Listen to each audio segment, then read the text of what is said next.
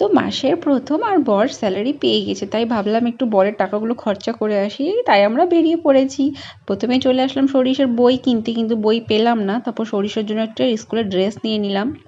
Dress নেওয়ার পরে ও বল নিয়ে নিল। দেন সরিষার অনেক দিনের ইচ্ছা ছিল পিৎজা খাবে, তাই ওকে ডমিনোজ নিয়ে চলে আসা হলো। বরমশাই এখানে অর্ডার করছে আর আমরা দুজন মিলে খেলাম পিৎজা। দুজন না, তিনজন মিলে পিৎজা খেলাম। আর সূচি এখানে সবাইকে হ্যালো করছে। সূচিকে কি কিউট লাগছে না?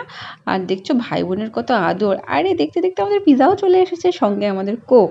তো সৌরিশ পিৎজা খাচ্ছে, ওর পাপাও পিৎজা খাচ্ছে, আমিও পিৎজা খেয়েছি। সৌরিশ মন ভরে পিৎজা খাচ্ছে, পরীক্ষা শেষ, রেজাল্টটাও, দেনও পিৎজা খাচ্ছে। আমাদের পিৎজা খাওয়া হয়ে গেল, কিন্তু পিৎজা খেয়ে কি পেট ভরে? বাঙালির পেট বলে কথা।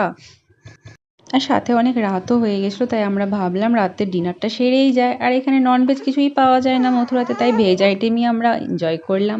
তো রাত্রে খাবার খেয়ে লাস্টে আইসক্রিম খেয়ে আমরা বাড়ি ফিরে চলে গেলাম।